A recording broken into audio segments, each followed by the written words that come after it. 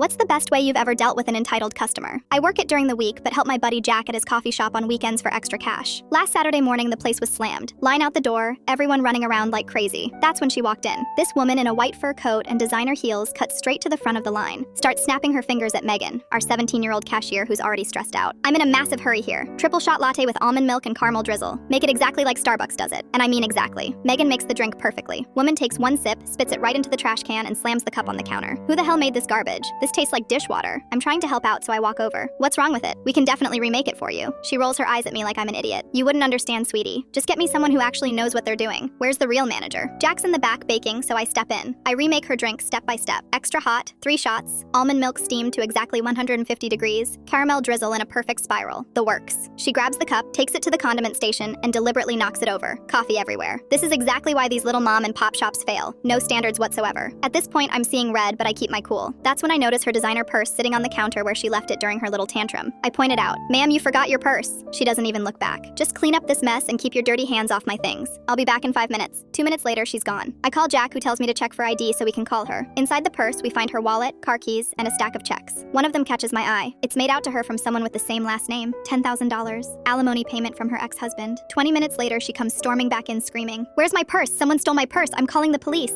I calmly hand it back to her. "Here you go, but I need to let you know that you're banned from this cafe. We don't tolerate customers who abuse our staff." Her face turns bright red. "You can't ban me? Do you know who I am? I'll sue this place into the ground. I'll have you fired." That's when Jack comes out from the back. He's covered in flour and holding a rolling pin. "Ma'am, I watched the whole thing on our security cameras. You harassed my employees for 20 minutes and deliberately destroyed property. If you set foot in here again, I'm pressing charges for trespassing." She tries to argue, but Jack cuts her off. "The cameras caught everything. Your face when you spit in the trash, you knocking over the coffee on purpose, everything." She storms out cursing at everyone. We thought that was the end of it. A week later, she comes crawling back. Different outfit, fake smile, the whole act. "Hi there. I was wondering if I could get a latte. I know we had a little misunderstanding last time, but..." Jack doesn't even let her finish. "Remember what you said about small coffee shops failing? You said we had no standards. Well, we do have standards, and you don't meet them." Turns out she'd been to every other cafe in town, and they'd all heard about her meltdown. Nobody would serve her. "Please, I just need coffee. I'll pay extra. I'll tip really well." Jack smiled and pointed to the door. "There's a Starbucks 20 miles down the highway. I'm sure they'll make it exactly how you like it." She left and never came back.